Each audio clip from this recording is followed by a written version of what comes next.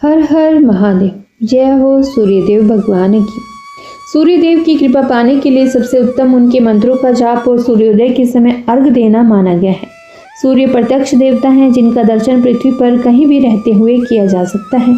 सूर्यदेव अपने भक्तों के सभी कष्टों को दूर करने वाले हैं। तो आइए जानते हैं किन उपायों को करने से सूर्यदेव की कृपा मिलती है। और आज रविवार के दिन सूर्यदेव की रवि कथा भी श्रवण करेंगे, उसका भी आनंद लेंगे। सबसे पहले जान लेते हैं रविवार के व्रत को कैसे रखना है। रविवार का व्रत किसी भी मास के शुक्ल पक्ष से आरंभ करना चाहिए। इसे कम से कम 12 व्रत अवश्य रखने चाहिए। हालांकि यदि संभव हो तो पूरे साल रखने चाहिए। सूर्य को जल देने के बाद भगवान सूर्य के बीज मंत्र की कम से कम 5 माला का जाप जरूर करें। इसके बाद रविवार व्रत की कथा पढ़ें या फिर सुने। यह भी आप हमारी इस वीडियो में सुन सकते हैं। व्रत के दिन सुबह स्नान ध्यान करके लाल रंग के कपड़े पहने और उगते हुए सूर्य को अर्घ दें। इस दिन केवल गेहूं की रोटी या गेहूं का दलिया और गुड़ का सेवन करें, यानी कि मीठा भोजन करें। ऐसा करते हुए जब आपके व्रत का संकल्प पूरा हो जाए तो कम से कम 2 ब्राह्मणों को आदर के साथ भोजन कराएं और अपनी सामर्थ्य के अनुसार सूर्य से संबंधित दान और दक्षिणा दें। रविवार का व्रत रखने से सूर्य देव की कृपा प्राप्त होती है और इस व्रत को करने से आंख से संबंधित दोष भी दूर होते हैं और आयु बढ़ती है। सूर्य देव की कृपा पाने के लिए रविवार के दिन गेहूं, गुड़, तांबा, सोना, लाल चंदन आदि का दान करना चाहिए। आइए सुनते हैं रविवार व्रत की कथा। प्राचीन काल में एक नगर में एक वृद्धा रहती थी। उनका नियम था कि वे हर रविवार घर आंगन गोबर से लीप कर भोजन तैयार करती थी और सूर्य देव को भोग लगाकर ही भोजन करती थी। ऐसा व्रत करने से उसका घर अनेक प्रकार के धन धान्य से पूर्ण था। श्री हरि की कृपा से घर में किसी प्रकार का विघ्न या दुख नहीं था। सब प्रकार से घर में आनंद रहता था। इस तरह कुछ दिन बीत जाने पर उसकी एक पड़ोसन, जिसकी गऊ का गोबर वह वृद्धा लाया करती थी, विचार करने लगी कि वह वृद्धा सर्वदा मेरी गऊ का गोबर ले जाती है, इसीलिए अपनी गाय को घर के भीतर बांधने लग गई। वृद्धा को गोबर न मिलने से रविवार के दिन अपने घर को न लीप सकी, इसीलिए उसने ना तो भोजन बनाया और न ही भगवान को भोग लगाया और स्वयं भी उसने भोजन नहीं किया। इस प्रकार उसने निराहार व्रत किया। रात्रि हो गई और वह भूखी सो गई। रात्रि में भगवान ने उसे स्वप्न दिया और भोजन ना बनाने तथा भोग ना लगाने का कारण पूछा। वृद्धा ने गोबर न मिलने के कारण को बताया और भगवान ने कहा कि माता, हम तुमको ऐसी गाय देते हैं जिससे सभी इच्छाएं पूर्ण होती हैं, क्योंकि तुम हमेशा रविवार को गौ के गोबर से लिपकर भोजन बनाकर मेरा भोग लगाकर खुद भोजन करती हो। इससे मैं खुश होकर तुमको वरदान देता हूँ। निर्धन को धन और बांझ स्त्रियों को पुत्र देकर दुखों को दूर करता हूँ तथा अंत समय में मोक्ष देता हूँ। स्वप्न में ऐसा वरदान देखकर भगवान तो अंतर्ध्यान हो गए और वृद्धा की आंख खुली तो वह देखती है कि आंगन में अति सुंदर गऊ और बछड़ा बंधे हुए हैं। वे गाय और बछड़े को देखकर बहुत प्रसन्न हुई और उसको घर के बाहर बांध दिया और वहीं खाने को चारा डाल दिया। प्रातःकाल सूर्योदय से पूर्व उस बुढ़िया की आंख खुली तो वह अपने घर के आंगन में सुंदर गाय और बछड़े को देखकर हैरान हो गई। गाय को आंगन में बांधकर उसने जल्दी से उसे चारा खिलाया। पड़ोसन ने उस बुढ़िया के आंगन में बंधी सुंदर गाय और बछड़े को देखा तो वह उससे और अधिक जलने लगी। तभी गाय ने सोने का गोबर किया। गोबर को देखते ही पड़ोसन की आंखें फट गई। पड़ोसन ने उस बुढ़िया को आसपास न पाकर तुरंत उस गोबर को उठा लिया और अपने घर ले गई तथा अपनी गाय का गोबर वहां रख आई। सोने के गोबर से पड़ोसन कुछ ही दिनों में धनवान हो गई। गाय प्रतिदिन सूर्योदय से पूर्व सोने का गोबर करती और बुढ़िया के उठने के पहले ही पड़ोसन उस गोबर को उठाकर ले जाती। बहुत दिनों तक बुढ़िया को सोने के गोबर के बारे में कुछ पता ही नहीं चला।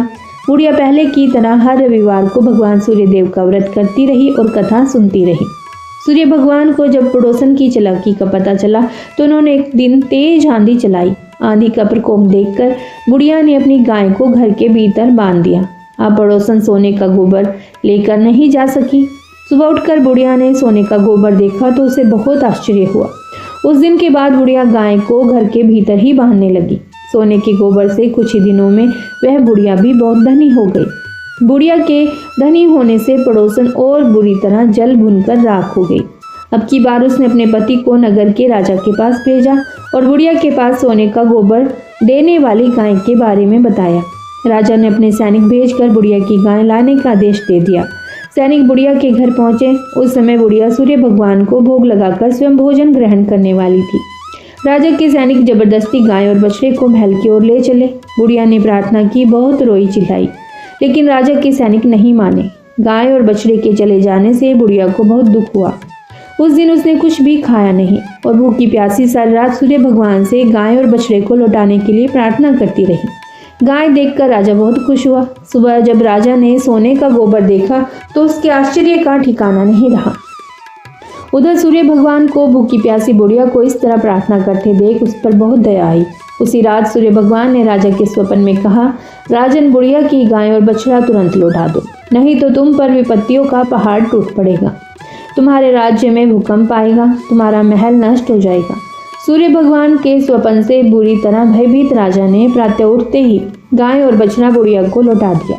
राजा ने अपनी तरफ से भी बहुत सा धन देकर बुढ़िया से अपनी गलती के लिए क्षमा मांगी। राजा ने पड़ोसन और उसके पति को उनकी इस दुष्टता के लिए भी दंड दिया। इसके बाद राजा ने राज्य में घोषणा करवाई कि सभी स्त्री पुरुष रविवार का व्रत करें। जनता ने भी ऐसा ही किया। रविवार का व्रत करने से सभी लोगों के घर धन धान्य से भर गए, चारों ओर खुशहाली छा गई, सभी लोगों के शारीरिक कष्ट दूर हो गए, निसंतान स्त्रियों की गोद भर गई। राज्य में सभी स्त्री पुरुष सुखी जीवन यापन करने लगे। जय हो सूर्यदेव भगवान की। प्रभु ने जैसी कृपा बुढ़िया पर बनाई है वैसी ही हम सब पर भी बनाए रखे। सभी के घरों में धन धान्य संपदा बनाए रखे, सभी की संतानों को सुख प्रदान करे और निरोगी बनाए, दीर्घायु करे। सूर्यदेव की इस कथा में हमें 3 चीजों का महत्व बताया गया है, गाय, राजा और स्वर्ण के बारे में। देसी गाय के दूध में सूर्यदेव तत्व रूप में विद्यमान है और गाय के शरीर में सूर्य केतु नदी होती है जो सूर्य की सुनहली यानी कि स्वर्णमयी रश्मियों से दूध की आभा को पीत वर्ण में बदल देती है। इससे प्राणियों के शरीर में सूर्य की ऊर्जा रच बस जाती है। यही ऊर्जा सभी प्रकार के विषाणुओं को नष्ट करने की क्षमता रखती है, यानी कि विषाणुओं के आक्रमण से रक्षा करती है। सूर्यदेव नेतृत्व की क्षमता प्रदान करते हैं, यानी राजा, सांसद, विधायक, अधिकारी जैसे पदों को हमारे प्रारब्ध में संचित करते हैं, यानी यह पुण्य गौ सेवा से ही हमारे भाग्य में संचित होता है। स्वर्ण पवित्रता का प्रतीक है। जो धर्म के मौलिक सिद्धांतों को अपने जीवन में अनुकरण या उनके अनुसार आचरण करते हैं उनसे सूर्यदेव प्रसन्न होते हैं और आरोग्य प्रदान करते हैं। ज्ञान के बाद यदि अहंकार का जन्म होता है तो वो ज्ञान जहरी होता है, किंतु ज्ञान के बाद यदि नम्रता का जन्म होता है तो यही ज्ञान अमृत बन जाता है। जय प्रथम पूज्य श्री गणेश जी। सत्य वह दौलत है जिसे पहले खर्च करो और जन्म जन्मांतर यानी कि जिंदगी भर आनंद पाओ। झूठ वह कर्ज है जिससे क्षणिक सुख तो पा सकते हैं परंतु जन्म जन्मांतर तक उसे चुकाते रहते हैं। वह कर्ज है। जिस तरह थोड़ी सी औषधि भयंकर रोगों को शांत कर देती है, उसी तरह ईश्वर की थोड़ी सी स्तुति बहुत से कष्ट और दुखों का नाश कर देती है। अपनी इन कथाओं द्वारा मैं थोड़ी सी स्तुति कर लेती हूँ जो आपको सुनाती हूँ। हमारे शास्त्रों में कहा गया है कि स्वयं की गौ की सेवा करने से, उसके ग्रास देने से जो पुण्य प्राप्त होता है उससे दुगना पुण्य दूसरे द्वारा छोड़ी गई गाय की सेवा करने से होता है। अगर गुरु द्वारा स्थापित गौशाला में गौओं की सेवा की जाए तो उसका 4 गुना ज़्यादा पुण्य प्राप्त होता है। ऐसा क्यों है? क्योंकि गुरु द्वारा संचालित गौशाला में जो गायें हैं उनकी महिमा का नित गान होता है। वे सब गायें सबला हैं, प्रसन्न रहती हैं।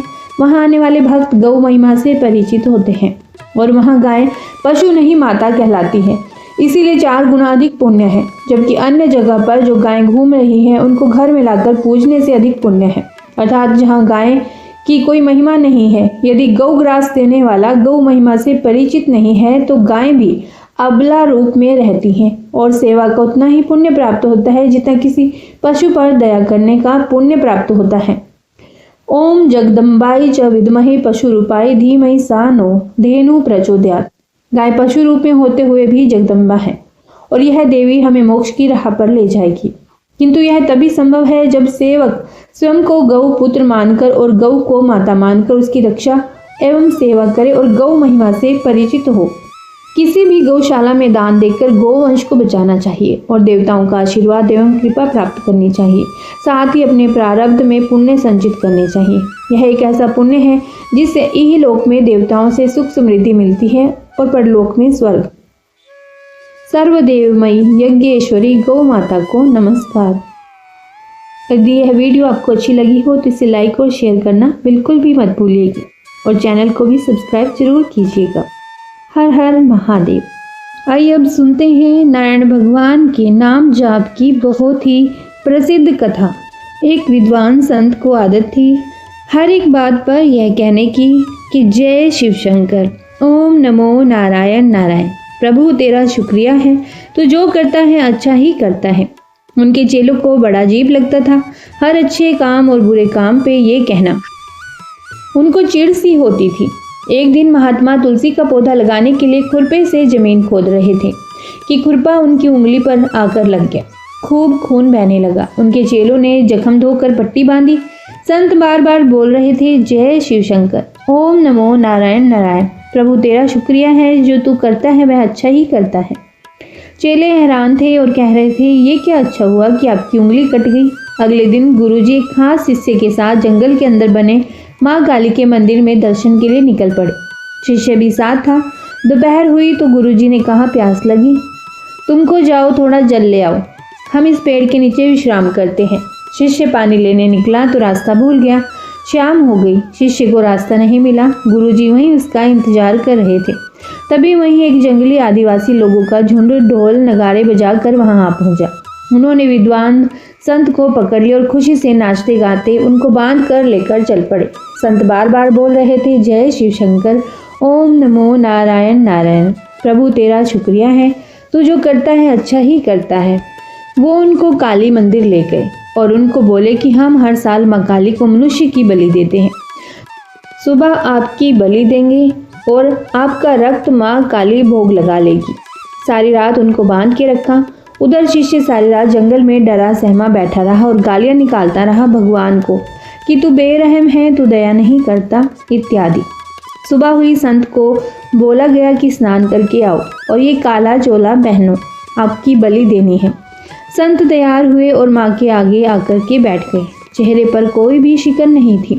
संत बार बार बोल रहे थे जय शिव शंकर, ओम नमो नारायण नारायण। प्रभु तेरा शुक्रिया है, तू जो करता है अच्छा ही करता है। आदिवासी जल्लाद बोला आप साष्टांग प्रणाम की मुद्रा में लेट जाओ। वे लेट गए। वो बोला अपने दोनों हाथ जोड़कर माँ काली को प्रणाम करो। संत ने दोनों हाथ ऊपर उठाए और फिर बोले जय शिव शंकर, ओम नमो नारायण नारायण। प्रभु तेरा शुक्रिया है, तू जो करता है अच्छा ही करता है। जल्लाद गुस्से से बोल पड़ा, ये किसको पकड़ लाए तुम? इसका तो अंग भंग हुआ है, इसकी बलि नहीं दी जा सकती, माँ रुष्ट हो जाएगी। उन्होंने संत को धक्के मारकर बाहर निकाल दिया मंदिर से। संत वापस आ रहे थे कि उनको शिष्य मिल गया। उसने बताया कि मैं रास्ता भूल गया था, बहुत बुरी रात कटी। संत ने उसको बताया कि आज कैसे भगवान ने जो किया अच्छा किया, मेरी जान आदिवासी लोगों ने बख्श दी। अगर मेरी उंगली ना कटी होती तो मेरी बलि दे दी जाती। शिष्य बोला चलो जो हुआ अच्छा हुआ, ठीक है, परंतु मेरा रास्ता भूल जाना कैसे अच्छा हुआ? संत बोले प्यारे, अगर तू मेरे साथ होता तो मुझे छोड़ दिया जाता, पर तू तो पक्का बलि चढ़ जाता, क्योंकि तेरा तो कोई अंग भंग नहीं हुआ था। इसीलिए हमेशा उस परमात्मा की रजा में ही राजी रहा करो। और बोले जय शिव शंकर, ओम नमो नारायण नारायण।